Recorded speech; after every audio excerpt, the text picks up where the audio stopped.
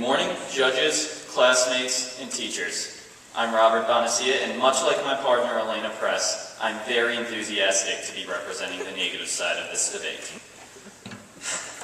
We argue that all secondary schools should not distribute condoms because 1, it normalizes sex at a younger age, 2, it conflicts with the government's position on religion, and 3, it violates taxpayers' rights. The plan you presented today to distribute condoms via a vending machine in the bathroom is not only undesirable, but unlawful in ways.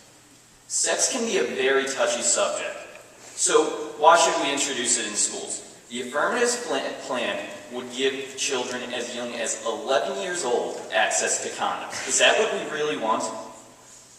I'm not sure about the majority of the audience here, but when I was 11, I barely knew what a condom was, let alone how to properly use it. This is crucial, as when condoms are used the wrong way, they become only 86% effective. Those aren't necessarily good odds once you consider the consequences. Also, in addition, when used the right way, they're still only 98% effective, according to the Center for Disease Control. It is a stretch to say we would be able to fully teach every teenager and preteen in this country how to properly use a condom.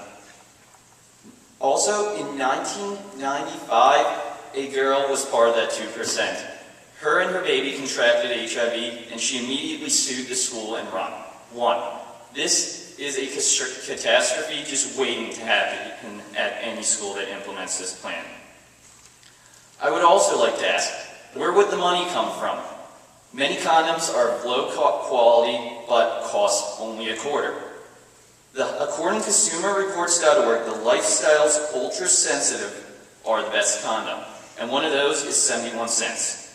It is well known that the Upper Dublin budget is a good $2 million out of balance, and public schools across the country are getting their funding slashed by the federal government.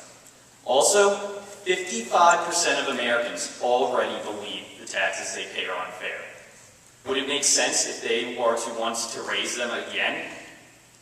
Not only this, but 77% of Americans define themselves as Christians, according to the Gallup poll.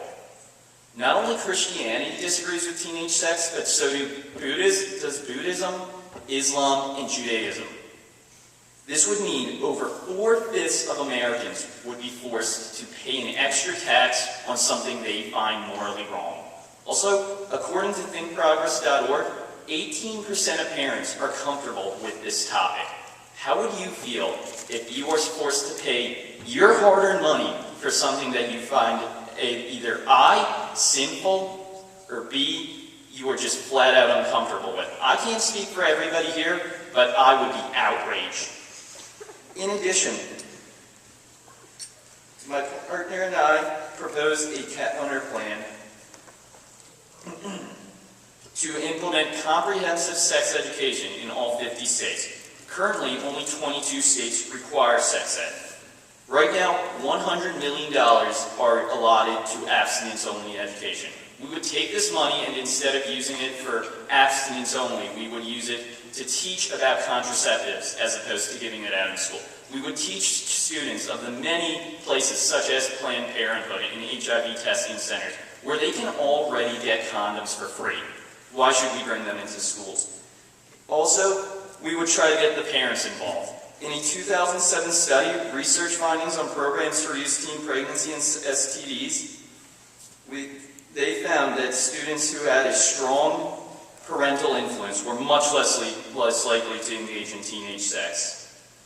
Also, in our very own area, TakeControlPhilly.org it's willing to mail a condom to a teenager's house. Their mission statement says, if you live in Philadelphia and are 13 to 19 years old, you can now have condoms mailed directly to you for free.